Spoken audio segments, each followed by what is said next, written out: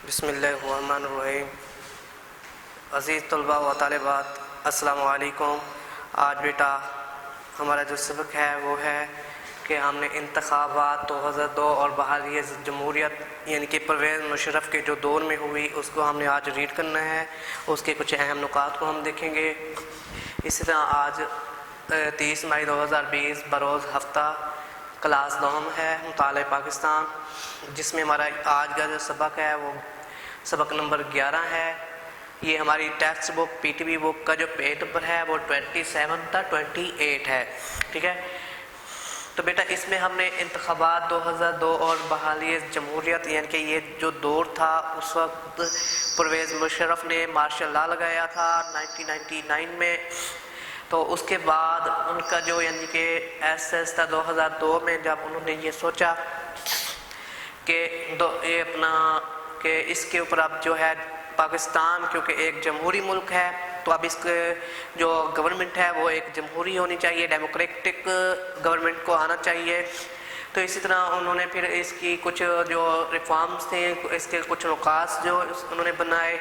और उनको हम डिस्कस करेंगे। उसी के साथ उसके बाद हमारा उसका जो दूसरा टॉपिक है वो है जनरल परवेज़ मुशर्रफ का रोशन ख्याली नज़रिया। उन्होंने ये एक यानी कि रोशन ख्याली नज़रिया देखा कि पाकिस्तान को एक डेमोक्रेटिक कंट्री होना चाहिए, क्योंकि जो भी मुल्क कंट्री डेमोक्रेटिक होता है उसके अंदर जो डेवलपिंग लेवल होता है वो इंक्रीज़ होता है, बजाय इसके कि वो डिक्रीज़ हो, वो इंक्रीज़ होता है। क्योंकि हमारी डेमोक्रेटिक में जो राइट्स होते हैं वो राइट्स आवाम के हों या गवर्नमेंट के हों या किसी और चीज़ के हों यानी कि अक़लियतों के हों, वो सारे जो राइट्स होते हैं वो उनको प्रोवाइड किए जा रहे होते हैं अगर हमारी हुकूमत प्योर डेमोक्रेटिक होती है। तो जब ये डेमोक्रेटिक होती है तो हमारे जो मुल्क की तरक्की होती है, डेवलपमेंट होती है, ये ग्रेजुअली इंक्रीज़ होती जाती है। इसी वजह से उन्होंने ये कुछ यानी कि नज़रियात अपने देखे कि हम अब इस हुकूमत को डेमोक्रेटिक हम हुकूमत में तब्दील करें, क्योंकि उस वक्त मार्शल लॉ था। तो उन्होंने पहले क्या किया, ये इसमें इंतखाबात 2002 के लिए उन्होंने जो कवानीन बनाए, शर्त बनाई, उनमें ये था कि सबसे पहले BA की शर्त की कि जो भी नुमाइंदा बनेगा इसका यानी कि अपना वोट लेने का हकदार बनेगा, नुमाइंदा इलेक्शन के लिए खड़ा होगा जो भी, तो उसके लिए ये लाजिम था कि वो BA पास हो, वो बंदा जो है उसकी ग्रेजुएशन लाजमी हो। ये उसमें मेंशन कर दी गई ये शर्त के उसकी BA लाजमी हो। उसके बाद उन्होंने एक वर्क बनाया जिसमें जो लामहदूद इख्तियारात थे उन्होंने अपने अंडर ले लिए। 2002 के 4 के इंतखाबात हुए इसी तरह। तो उन्होंने ये पहले अपना मार्शल लॉ के दौरान ही अपना उन्होंने पहले ही एक फ्रेमवर्क बना के रखा हुआ था। अपना सारा यानी कि वर्क जो था उन्होंने कंप्लीट किया हुआ था। पाकिस्तान के जितने भी रूल्स एंड रेगुलेशन फॉलो किए जाने थे आगे डेमोक्रेटिक गवर्नमेंट में, उन्होंने वो अपने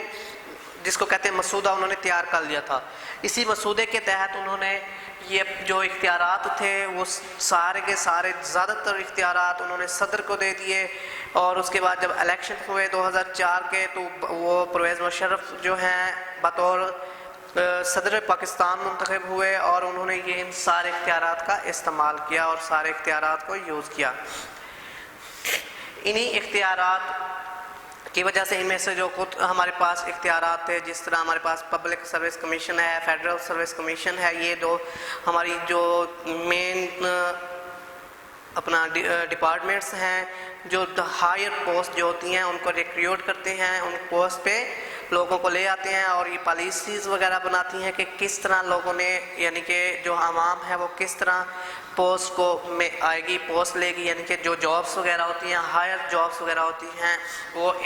PPSC और FPSC के थ्रू होती हैं। ये जैसे कि आपको पता है। तो इनके जितने भी इख्तियारात थे ये परवेज़ मुशर्रफ ने अपने अंडर ले लिए थे इनको। और इसी के साथ साथ कुछ और भी हमारे पास इनके इख्तियारात उन्होंने जो लिए थे कि जितनी भी अपना मुसल्लह अफवाज थी, यानी कि 3 किस्म के हमारे पाकिस्तान में हैं जो 3 किस्म की मुसल्लह अफवाज हैं, उनको उन्होंने अपने अंडर ले लिया। उनके जो रूल्स एंड रेगुलेशन हैं वो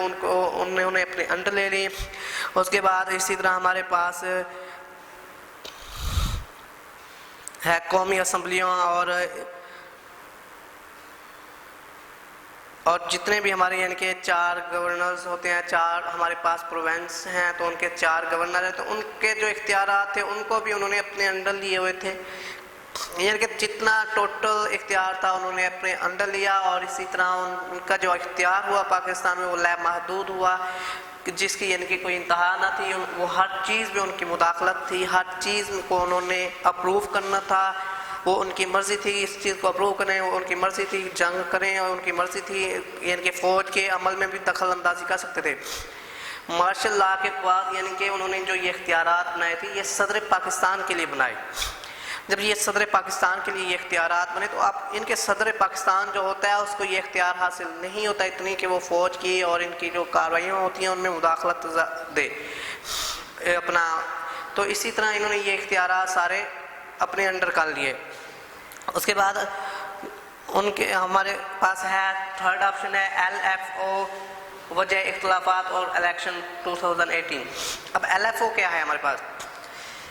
L ہمارے پاس ہے اس میں کہ یہ دیکھیں ادھر لیگل فریم ورک، یعنی کہ LFO ایک لیگل فریم ورک تھا جو پرویز مشرف نے اپنے یعنی کہ دور میں جب وہ مارشل لا کے اندر تھے، گورنمنٹ مارشل لا کی گورنمنٹ تھی، تو انہوں نے یہ ایک فریم ورک بنایا، لیگل فریم ورک، جس کے تحت انہوں نے اپنے جو محدود یہ اختیارات تھے ان کو لامحدود کر دیا، اور اسی وجہ سے ان کے جو باقی جتنی بھی پارٹیز تھیں جس میں پارٹیز آ جاتے ہیں پیپلز پارٹی اور مسلم لیگ نون ہو گئی، یہ جو 2 مین پارٹیاں تھیں، انہوں نے اس کے اوپر اختلاف کیا اور اس کے لیے انہوں نے کمیٹیاں بنائیں، اور اس کے ساتھ ساتھ انہوں نے یہاں پہ اور اس وقت کے جو وزیر اعظم تھے میر ظفر اللہ خان جواری، انہوں نے بھی اپنی بھرپور کوششوں سے حکومت اور اپوزیشن جو تھی یعنی کہ اس وقت کی حکومت ان کے پاس جو تھی وہ پرویز مشرف تھی، اور اپوزیشن میں جو تھی مسلم لیگ نون اور مسلم لیگ نون اور پیپل پارٹی تھے، تو ان کو آپس میں ملان کے ان کے درمیان جو تعاون کی ان کے درمیان جو راہیں تھیں ان کو ہموار کرنے کے لیے بہت اہم کردار ادا کیا۔ 2003 میں ARD ایک اپوزیشن جماعت تھی، اس کے لیے انہوں نے ایک نوٹس جاری کیا، اور اسی کے ساتھ ساتھ انہوں نے کچھ اس طرح آل کمیٹیز یا آل پارٹیز کانفرنس بنائی، اور انہوں نے یہ منصوبے وغیرہ تیار کرائے، اور اسی طرح پھر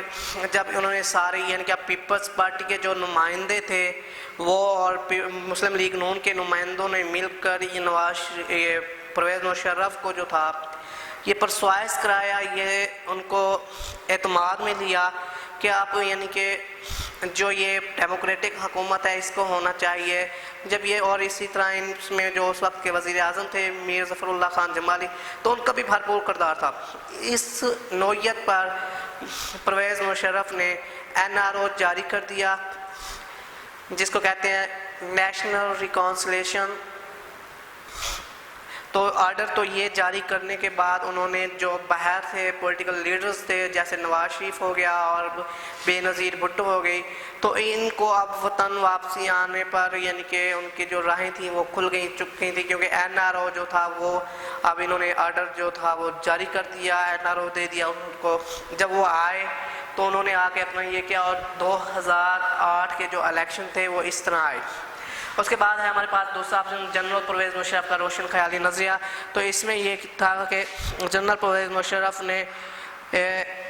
روشن خیالی نظریہ پیش کیا جس میں مصطفیٰ کمال اتاترک کے نظریات شامل تھے، اور اسی کے ساتھ انہوں نے تعلیمی نصاب میں کافی حد تک چینجنگ کی۔ اسی طرح ہمارے جو مفتی مولانا عدنان کاکا خیل صاحب ہیں، انہوں نے ایک انٹرویو میں ان سے یہ بات کہی تھی کہ یہ جو آپ مارشل لا لگا رہے ہیں کیا یہ 3 جو رائٹس ہوتے ہیں کیا ان کو پامال نہیں کیا جا رہا؟ ایک میٹنگ کے دوران جو کہ پرویز مشرف کے ساتھ میٹنگ تھی، تو اس کے جواب میں پرویز مشرف نے کہا کہ نہیں، یہ جو میں نے مارشل لا لگایا ہے اس وقت یہ پچھلے مارشل لا کو دیکھتے ہوئے ان کے اوپر ورک کرتے ہوئے میں نے یہ آج مارشل لا لگایا تاکہ جو پچھلے مارشل لا لگتے رہے ہیں ان کو ختم کیا جائے، اور آج آئندہ آنے والے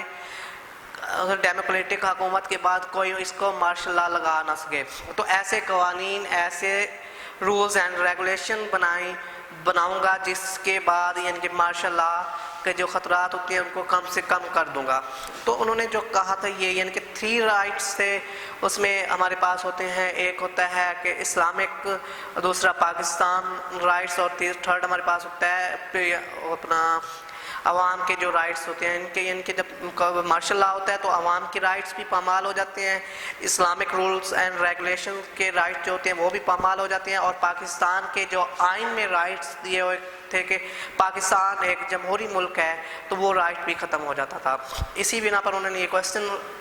رائز کیا جس کی بنا پر انہوں نے یہ بات کہی تھی کہ مارشل لا ایسا لگتا رہا ہے. ان وجوہات کو ورک کرنے کے بعد میں اسٹیج پہ پہنچا، میں نے مارشل لا لگایا. اب اس مارشل لا کو ختم کر کے ڈیموکریٹک حکومت بنائیں گے انشاءاللہ. اور ڈیموکریٹک حکومت جو بنے گی اس کے بعد جو ہے انشاءاللہ ایسے قوانین بنا کے جاؤں گا کہ آگے کوئی مارشل لا نہ لگا سکے. تو یہ ان کا یعنی کہ ایک روشن خیالی نظریہ تھا.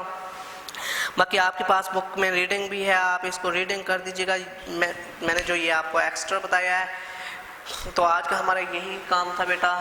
یہ ہمارے یہ پیج نمبر صرف 27 تک 28 تک ہے. آپ نے اس کی ریڈنگ کرنی ہے. ریڈنگ کرنے کے بعد اس کے مین پوائنٹس کو آپ نے یاد کرتے رہنا ہے اور انڈر لائن بھی کرنا ہے، کیونکہ ایٹ دا اینڈ میں آپ کو شارٹ کویسچن تو کرا دوں گا. جو لانگ کویسچن ہے ان کے نشان لگانا تو اس وقت آپ کو بھی پتہ ہے کہ بہت ٹف ہوگا.